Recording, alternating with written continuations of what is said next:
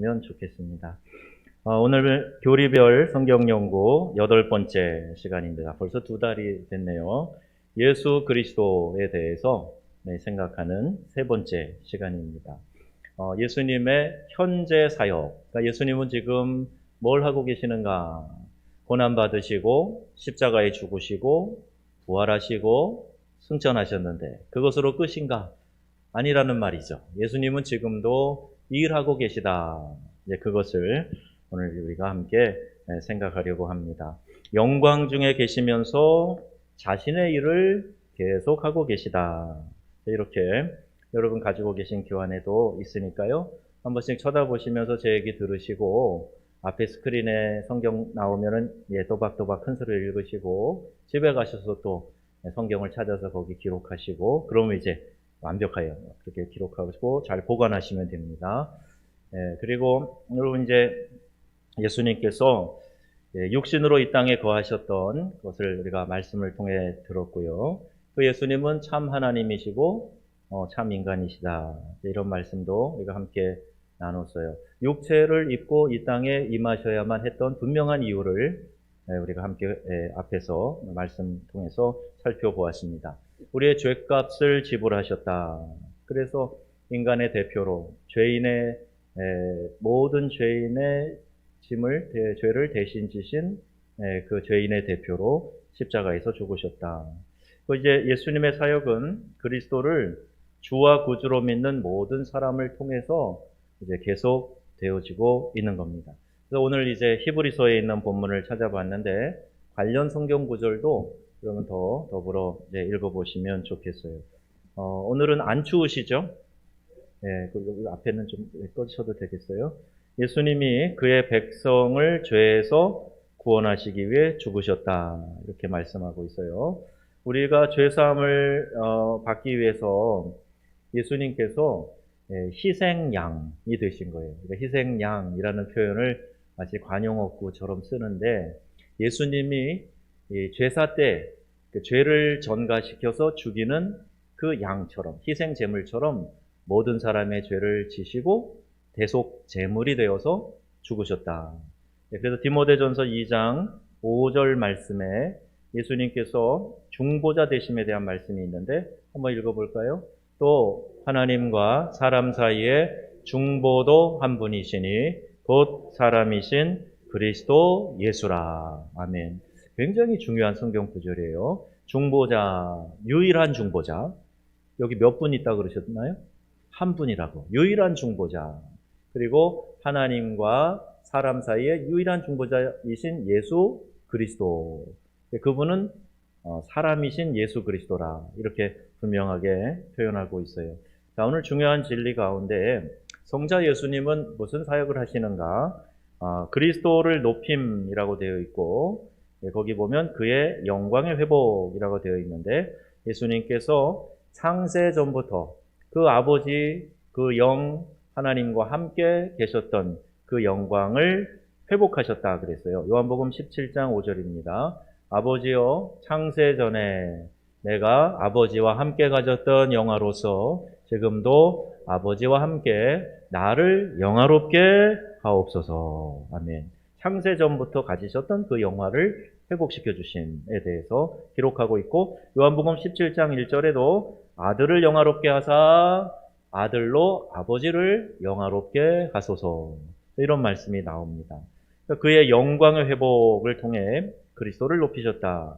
그리고 아버지 하나님께서 그리스도 예수를 어떻게 높이셨는가에 대해 빌립보서 2장에 아주 선명하게 쉽게 설명하고 있는데 여기 1단계부터 7단계라는 표현으로 기록되어 있어요. 첫 번째, 이러므로 하나님이 그를 지극히 높여 2단계, 모든 이름 위에 뛰어난 이름을 주사. 세 번째, 모든 무릎을 예수의 이름에 꿇게 하시고 하늘에 있는 자들과 땅에 있는 자들과 땅 아래에 있는 자들로 마지막 모든 입으로 예수 그리스도를 주라 시인하여 하나님 아버지께 영광을 돌리게 하셨느니라. 아멘.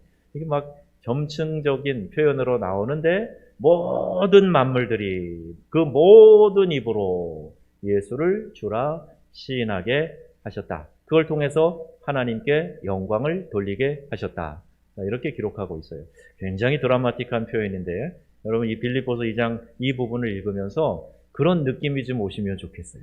우리가 어떤 은혜의 감동을 체험하면요, 막 나뭇잎 흔들리고 나뭇가지 흔들리는 것도 하나님 찬양하는 것처럼 느껴지거든요. 새가 지저귀는 게 꼭 하나님 찬송가 부르는 것, 하나님 찬양하는 것처럼 들려지거든요. 모든 입으로 예수를 그리스도라고 그렇게 시인하며 하나님께 영광을 돌리도록 하셨다. 예수님이 하나님의 오른편에 앉아 계신다 하는 말씀. 자, 이것도 마태복음 28장 18절에 보면 하늘과 땅의 모든 권세를 내게 주셨으니, 내가 누구죠? 예수님. 하늘과 땅의 모든 권세를 예수께 주셨다. 그리고 사도행전 7장 55절 56절 보면 스데반의 순교하는 장면이 나오는데 그때 스데반이 마지막에요. 성령이 충만해서 죽어가는 그 순간에 하늘을 바라보니까 하나님의 영광과 그리고 예수께서 하나님 우편에 서신 것을 보고 그게 보인 거예요. 여러분 이제 우리 성도들이 마지막 임종하는 모습을 제가 참 많이 지켜봤잖아요. 근데 임종할 때에 영안이 열리는 그런 성도들이 있어요. 그래서 하나님의 천사가 나를 데리러 오는 것 이런 게 보여서 입으로 그걸 얘기하는 사람도 있어요. 또 이제 그런 말을 안 하더라도 그 얼굴 표정이나 편안하게 돌아가시는 모습 속에서 야 뭔가 있나 보다 이렇게 느껴지는 때가 있거든요. 그러니까 스데반도 그 순간에 하나님이 그 영을 거두어 가시기 전에 보여주신 거예요. 근데 하나님의 그 영광과 그 보좌 옆에 오른쪽에 계시는 예수 그리스도 그것을 볼 수 있도록 하셨고요. 그래서 말하되 보라 하늘이 열리고 인자가 하나님 우편에 서신 것을 보노라.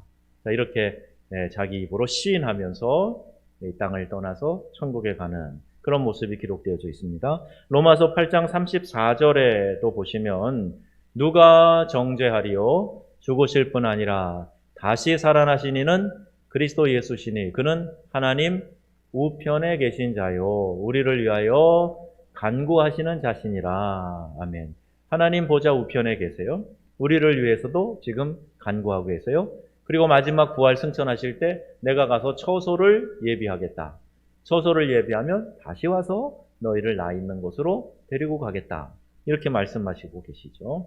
우리 자리와 우리 주님의 자리와 위치는 이렇게 성경이 기록된 대로 또 그분은 인성을 가지셨고 우리의 약한 감정도 체험하셨고 똑같이 시험을 받으셨는데 그에게는 죄가 있으시다 없으시다? 없다고 되어 있어요. 우리의 연약함도 동정하신다 그랬어요. 왜? 예수님의 연약한 육체로 이 땅에 계속 보셨기 때문에. 그럼 피곤함을 느끼는 것도 연약함 아닙니까? 그렇죠? 건강할수록 피곤을 덜 느끼잖아요. 우리 교회 4층에서 탁구, 이제 5층에서 탁구를 저희 아들이 내려오면 꼭 한 번씩 치는데 1, 2, 3세트를 제가 거의 하프 게임으로 이겨버렸어요. 그런데 4세트부터 점점 체력이 떨어지기 시작하더니 역전패를 당하고 말았습니다. 젊으니까 훨씬 더 활력이 있는 거예요. 그러니까 피곤해지는 것, 몸이 피곤해지는 것, 이것도 그 연약함 중에 하나인데 예수님이 육체로 이 땅에 계셨기 때문에 피곤함도 경험하셨고 인간의 감정, 즉 슬픔과 우리 갖고 있는 희노애락의 감정이 있잖아요. 예수님도 동일하게 그런 감정을 느끼셨는데 그런 감정 속에서 죄는 짓지 않으셨다는 거예요. 죄는 없으셨다. 이렇게 말씀하고 있어요. 자, 그 다음에 여기 이제 두 번째 예배자라고 되어 있는 그 부분 그리스도를 높여주셨다. 그리고 예배자라고 되어 있는 B 부분 보시면 거기에 우리를 향한 놀라운 위로의 말씀이 있습니다. 내 아버지 집에 거할 것이 많도다. 이런 말씀하셨어요. 그리고 하나님의 아들이신 예수님이 우리의 대제사장 되신다. 여러분 따라오고 계세요? 1번의 B. 히브리서 4장 14절 말씀을 읽어보겠습니다. 시작.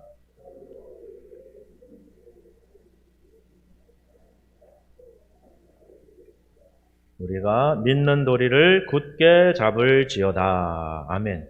대제사장들 있었어요. 그 당시에도. 근데 예수님은 여기 큰 제사장 뭐 이런 식으로 표현되어져 있어요. 그러니까 제사장이 하는 일이 뭡니까? 특별히 대제사장은 속죄일에 유일하게 그 순번대로 뽑혀서 속죄소에 들어가서 사람들의 죄를 대신해서 분향하는 거예요. 여러분 아시는 것처럼 그 잘못하면 어떻게 돼요? 죽어요. 예, 그래서 끈을 달아매고 들어갑니다. 그리고 제사장의 에봇 끝에다가 종을 달아매요. 딸랑딸랑 걸어갈 때마다 소리가 나요.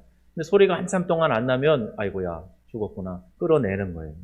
이렇게 조금이라도 불경건한 죄가 있거나 그러면 그것마저도 제대로 할 수 없는 거룩한 장소에 대제사장만 들어갔는데 속죄를 위해서 들어간 거예요. 근데 예수님이 우리의 거룩한 큰 대제사장 되셨고 그 예수를 통해서 우리가 죄의 용서함을 받는다. 그것이 이제 우리에게 예배자로 나갈 수 있는 특권을 허락해 주신 거예요. 그리고 이 대제사장은 스스로 될 수 없는 것이다. 히브리서에는 멜기세덱의 반차를 쫓아왔다. 지극히 높은 샬렘 왕 제사장 얘기가 거기 나오죠. 그리고 아브라함이 전쟁에서 전리품을 가지고 그 멜기세덱에게 10의 1조를 드리고 예배했던 거, 그런 전통을 따라서 예수님이 오셨다. 이렇게 히브리서에서 설명을 합니다. 자, 예수님은 그의 형제들과 같이 되셨다 그랬는데 그가 범사의 형제들과 같이 되심이 마땅하다. 히브리서 2장에 말씀하고 있고 그 예수님에 대해서 우리에게 깊이 생각하라 그랬는데 우리의 구원자 되시고 우리의 믿음의 사도인 3장 1절 같이 읽어보겠습니다. 3장 1절 말씀 시작. 그러므로 함께 하늘의 부르심을 받은 거룩한 형제들아 우리가 믿는 도리의 사도이며 대제사장이신 예수를 깊이 생각하라. 아멘. 우리가 하늘의 부르심을 입은 거룩한 형제 자매들이에요. 우리가 다 혈육의 가족들이 있지만 영적인 가족이 되어서 천국에 가가지고 함께 만날 사람들이라는 거예요. 장례식 때마다 제가 그 설교를 해요. 우리 고인을 천국에서 다시 만날 수 있도록 믿음 생활 잘 하시다가 천국에서 다시 만날 소망을 가지고 위로받으세요. 이런 얘기를 해요. 우리가 이 땅을 사는 동안에 영적인 가족이 되었어요. 그래서 가족으로서 함께 형제 자매의 우애를 나눌 뿐 아니라 천국에서도 영원히 함께 살아가야 돼요. 자, 그러면 여러분 천국 가서 만나기 불편한 사람들이 있으세요? 있으면 될까요? 안 될까요? 안 돼요. 생명나무 치유사역 그거 빨리 더 가서 복습해가지고 얼른 치료받고 얼른 화해하고 용서하고 사랑의 관계를 회복하고 천국에서 기쁨으로 만나야죠. 우리에게 가장 큰 활력을 주는 게 있다면 관계의 기쁨이에요. 관계의 기쁨. 잘 먹고 좋은 데 가서 보고 그러는 건요. 기쁨이 아주 그 순간이 짧아요. 오래 안 갑니다.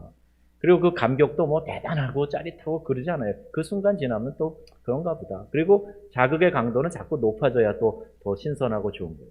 여러분이 어디에 가서 좋은 거 보고 맛있는 거 먹은 다음에 그 다음에 그만큼의 기쁨과 감격을 누리려면 더 아름다운 걸 보고 더 좋은 걸 보지 않으면 뭐 에이 비슷하네 뭐 이렇게 되고 마는 거예요. 입만 고급이 되는 거이지. 그런데 관계를 통한 아름다움, 사랑 이런 것은요.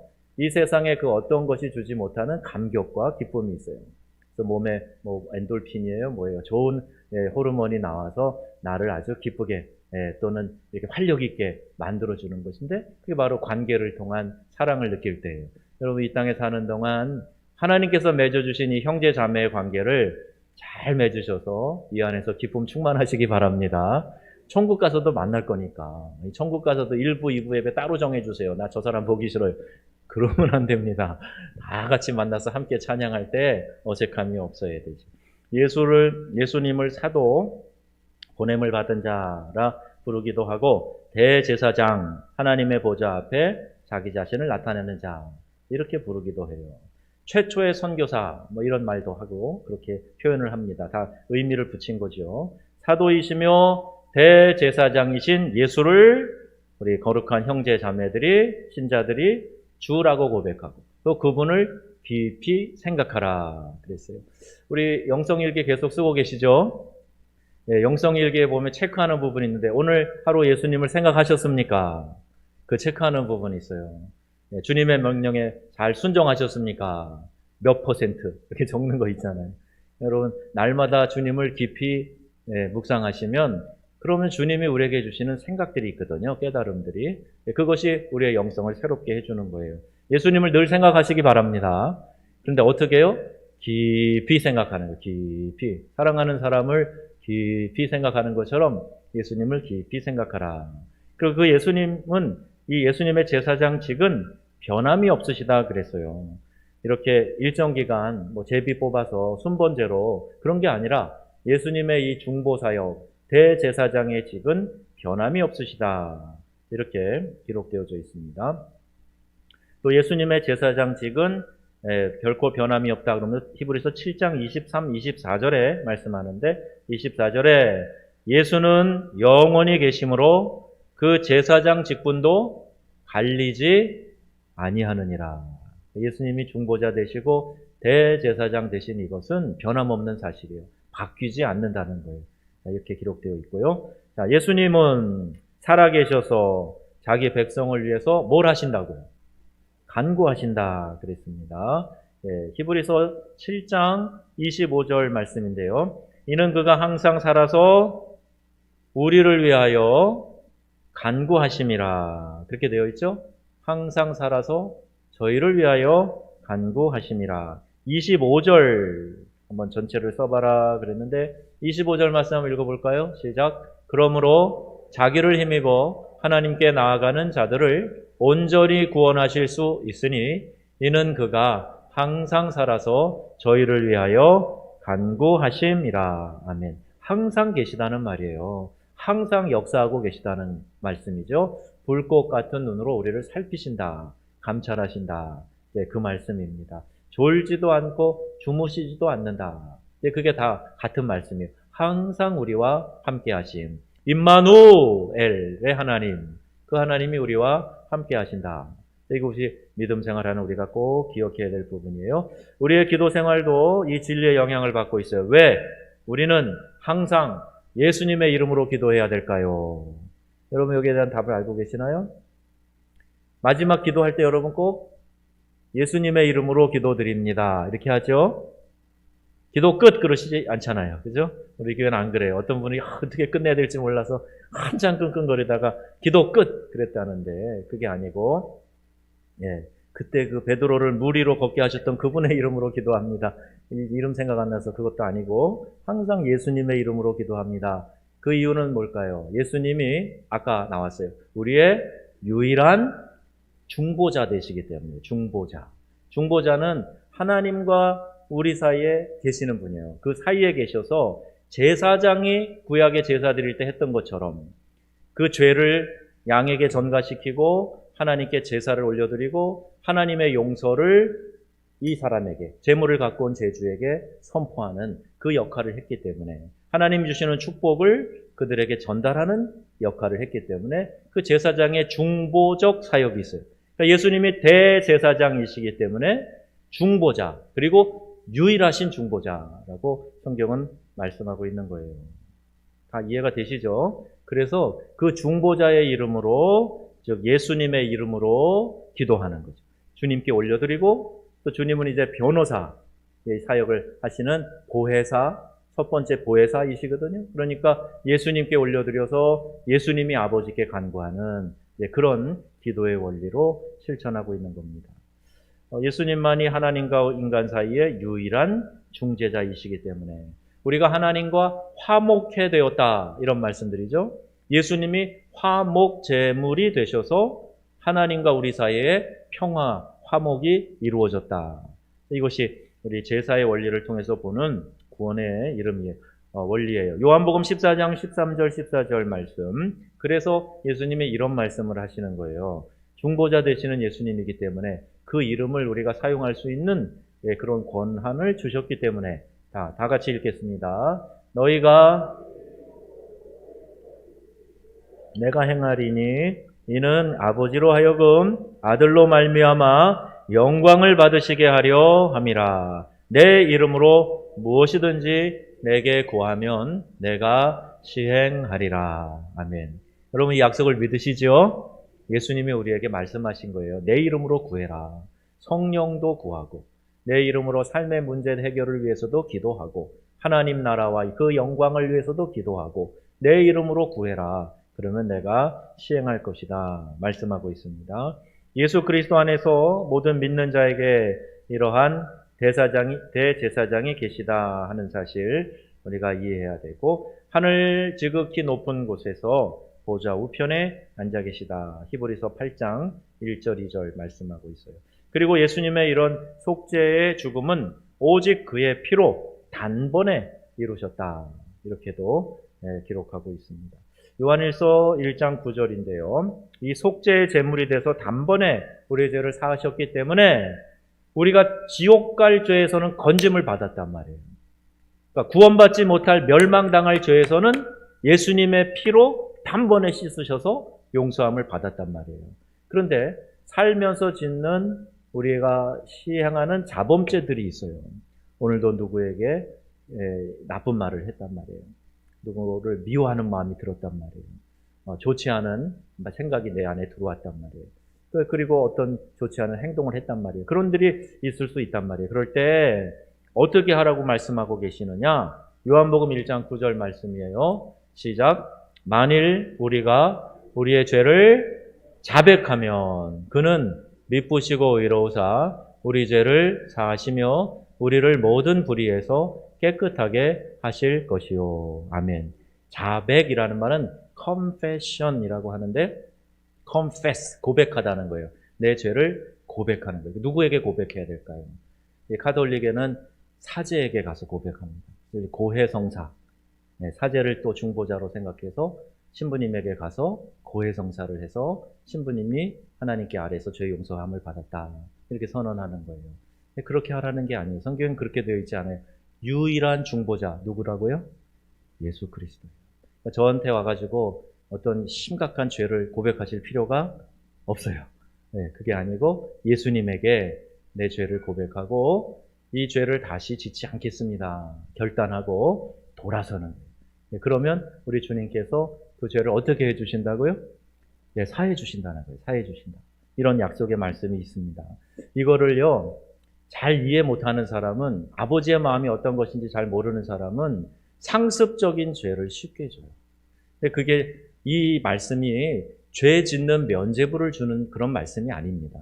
정말 하나님과 나의 관계가 친밀하면요, 이 말씀과 나를 구원해 주신 그 사건이 얼마나 감격스러운지 오히려 죄를 못 지어요.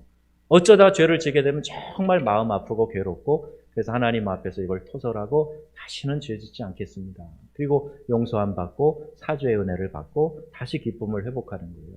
하나님과의 관계에서 이런 죄가 끼어들어오면요, 기도도 막혀요. 예배도 잘 안 됩니다. 마음의 기쁨도 사라져요. 능력도 없어지는 거예요. 그래서 이런 죄를 해결해야 되는데, 우린 자범죄를 말하는 거죠. 원죄는 예수님이 이미 다 해결하셨고, 이 자범죄에 대해서도 중심으로 고백하고 돌아서면 우리 하나님께서 용서해 주신다. 모든 불의에서 깨끗게 해주신다. 용서해 주시지 못할 죄가 없으시다. 그리고 더 나아가서 예수님은 우리의 대변자가 되신다. 변호사가 되어주신다는 거예요. 변호사는 어떻게 해서든지 그 사람이 잘못했어도 어떻게 해요? 감싸주려고 하는 거예요. 변호해주고 보호해주려고 하는 거예요. 그렇죠? 그래서 요한일서 2장 1절에 보면 만일 누가 죄를 범하여도 아버지 앞에서 우리에게 대언자가 있으니 곧 의로우신 예수 그리스도라. 예수님이 대신 우리를 위해서 변호해 주신다. 히브리서 9장 24절에도 그 말씀이 기록되어져 있어요. 우리를 위하여 하나님 앞에 나타나시고, 그리고 그리스도는 형제를 참소하는 자인 사단과 대항하는 우리의 대변자이시다. 계시록 12장 10절 말씀이에요. 이 사단은요, 우리를 참소하는 자거든요. 사단의 별명이 거짓의 아비, 참소자, 이런 별명을 가지고 있어요. 어떻게 해서든지 저 사람의 죄를 막 이렇게 파고 들어가가지고 그 죄를 사람들에게도 드러내고 자기도 그 죄책 때문에 견디지 못하게 만들고, 이게 사단이 하는 거예요. 자꾸 참소를 하는 거예요. 고발하는 거예요. 이게 사단이 하는 거거든요. 예수님은 변호해 주시는 분이에요. 계시록 12장 10절에 읽어보겠습니다. 우리 형제들을 참소하던 자, 곧 우리 하나님 앞에서 밤낮 참소하던 자가 쫓겨나고, 이게 마귀를, 사단을 말하는 거예요. 자, 우리는 그의 사역으로 지탱된다. 6번째. 예, 마태복음 28장 20절 보면 내가 너에게 분부한 모든 것을 가르쳐 지키게 하라. 예수님이 승천하시기 전에 제자들에게 이 말씀을 남기신 거예요. 그래서 이것이 예수님의 유언과도 같은 말씀이다. 그러니까 교회는 이 말씀을 예수님이 주신 마지막 명령으로 붙잡은 거예요. The Great Commandment. 마지막 주신 큰 명령, 가장 지고한 명령으로 교회가 이것을 받은 거예요. 하나님 예수님께서 이 복음 전도의 사명을 우리에게 맡기시면서 볼지어다 내가 세상 끝날까지 너희와 항상 함께 있을 것임이라 이렇게 말씀하셨어요. 그리고 내가 진실로 너에게 이르노니 너희가 내가 하는 일도 할 뿐 아니라 더 큰 일도 할 것이다. 이렇게 예수님 말씀도 하셨습니다. 그 뜻을 이루어 드리는 것을 말하는 거예요. 우리가 모든 선한 일에 우리를 온전하게 하사 너희를 온전하게 하사 자기 뜻을 행하게 하시려고 우리를 온전케 하셨다. 이렇게 말씀하고 있어요. 뒤에 있는 그리스도의 속성, 이것은 지난번에 하나님의 속성에서 배운 말씀과 동일하게 나오고 있습니다. 그때 다 한번 기억을 해보시면 우리 하나님의 속성 가운데 전능하시다 그랬죠? Almighty, 전능하시다. 예수님도 동일한 하나님이시기 때문에 전능하시다. 예수 그리스도는 모든 권세를 가지신 분이시다. 아까 마태복음 28장에도 살펴봤어요. 하늘과 땅의 모든 권세를 내게 주셨다. 부활 승리하심으로 예수 그리스도는 이제 이미 마귀의 모든 유혹과 권세를 짓밟고 이기신 거예요. 그리고 다시 예수님이 재림하셔서 최후 심판하시고 마귀들을 무적행에 가두시기 전까지 그들이 잠시 동안 지금 활개치고 있는 것뿐입니다. 이미 전쟁은 끝났어요. 종전이 되었습니다. 예수님이 승리하셨거든요. 그리고 이 모든 권세를 예수님이 가지셨단 말입니다. 그리고 예수님은요, 자연도 다스리신다. 만물이 그에게서 창조되되 하늘과 땅에서 보이는 것과 보이지 않는 것들과 혹은 왕권들이나 주권들이나 통치자들이나 권세들이나 만물이 다 그로 말미암고 그를 위하여 창조되었고 이렇게 되어 있어요. 여러분, 세상 우리가 살아가는 이 세상과 하나님의 영역이 따로 있지 않습니다. 하나님이 이 세상 만물을 다 다스리고 계시는 거예요. 주권이 하나님께 있음을 믿습니다.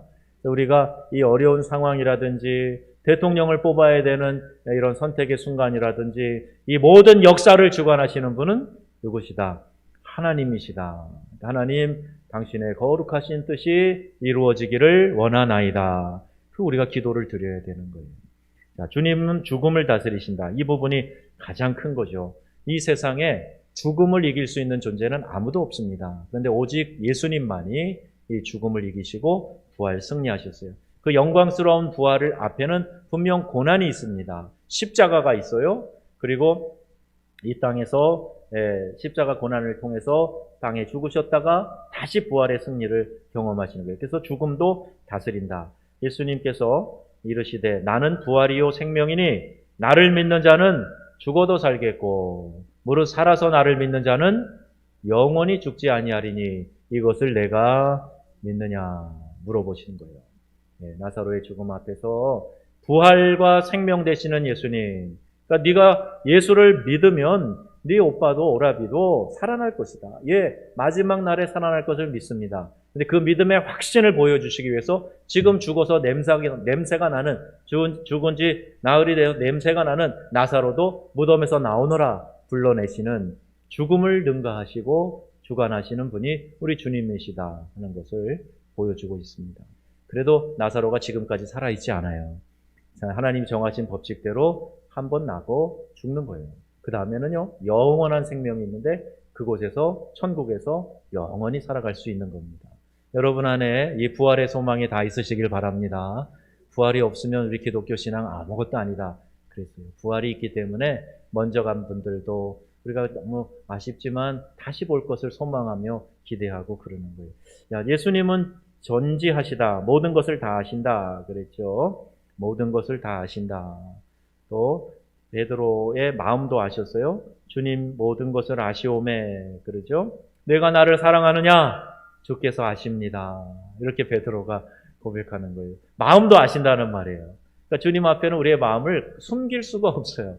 사람들에게는 조금 이렇게 웃는 낯으로 이렇게 하면서 얘기하면 마음도 감출 수 있어요. 나 너 싫어. 그런데 속으로는 그런 마음이 있으면서 겉으로는 아닌 척하면 속아 넘어갈 수 있어요. 그런데 우리 주님은 중심을 다 아신단 말이에요. 중심을 다 아신다. 그래서 우리 때 마음을 주님 아십니다. 이렇게 베드로도 고백을 했고요. 예수님은 우리의 생각을 아신다. 마태복음 9장에 보면 예수께서 그 생각을 아시고 이르시되 너희가 어찌하여 마음에 악한 생각을 하느냐. 생각을 아시니까 예수님은 그 생각을 책망하시는 거죠. 마태복음 12장 25절에도 천지의 주제이신 아버지여 이것을 지혜롭고 슬기 있는 자들에게는 숨기시고 어린아이들에게 나타내심을 감사하나이다. 마태복음 7장 15절 유대인들이 놀랍게 여겨 이르되 이 사람은 배우지 아니하거늘 어떻게 글을 아느냐. 겉으로만 보고 평가하는 거예요. 예수님은 글 정도가 아니라 사람의 속 마음까지도 꿰뚫어 아신다는 거예요. 하나님, 우리 예수님 어디 계시는가? 예수 그리스도는 모든 곳에 계신다. 항상 우리와 함께 하신다. 그랬으니까 어디나 계신다. 우리 앞에서 하나님의 속성 배울 때 이걸 한자어로 뭐라 그랬죠? 내자로 무소부재라 그랬죠. 어디나 계신다. 지금도 우리 주님이 어디나 계신다. 그런데 특별히 보니까 마태복음 18장에 두세 사람이 내 이름으로 모인 곳에는 나도 그들 중에 있느니라. 어디나 계시는 주님이시지만 예수님의 이름으로 모여서 예배하고 찬양하고 기도하는 그곳에 특별히 함께하고 계시다 하는 것을 말씀해 주고 있어요. 자, 이제 정리하겠습니다. 예수님은 늘 살아계셔서 우리를 위해서 간구하고 계시다. 그리고 예수님은 우리의 대변인이시다. 보호자, 변호사이시다. 우리를 변호해 주시는 분. 어떻게 주님과의 교제를 잘 회복할 수 있을까? 이것은요, 우리가 그 예수님을 만나기 위해서 우리의 영적인 지성소에 들어가는 거예요. 거룩함을 입고 예수님을 만나기 위한 나만의 장소로, 나만의 시간으로, 나만이 주님을 경배하는 그곳으로 나가서 주님을 만나게 될 때 주님이 그들과 함께 하시고 그들 가운데 역사하신다 하는 것을 오늘 말씀하고 있습니다. 주님의 현재 사역은 한마디로 하면요, 이거예요. 우리를 향한 사랑과 관심입니다. 자, 여러분 한번 해보세요. 주님의 현재 사역은 우리를 향한 사랑과 관심이다. 지금 우리 주님께서 이렇게 우리 가운데 함께하고 계시다. 너희와 함께하겠다 말씀하신 주님이 우리 가운데 계시다. 이 말씀을 하고 있습니다. 이 말씀 안에서 여러분, 지금 우리와 함께하시는 우리 주님과 늘 교제하시는 복된 성도님들 다 되시기를 주님의 이름으로 축복합니다. 아멘.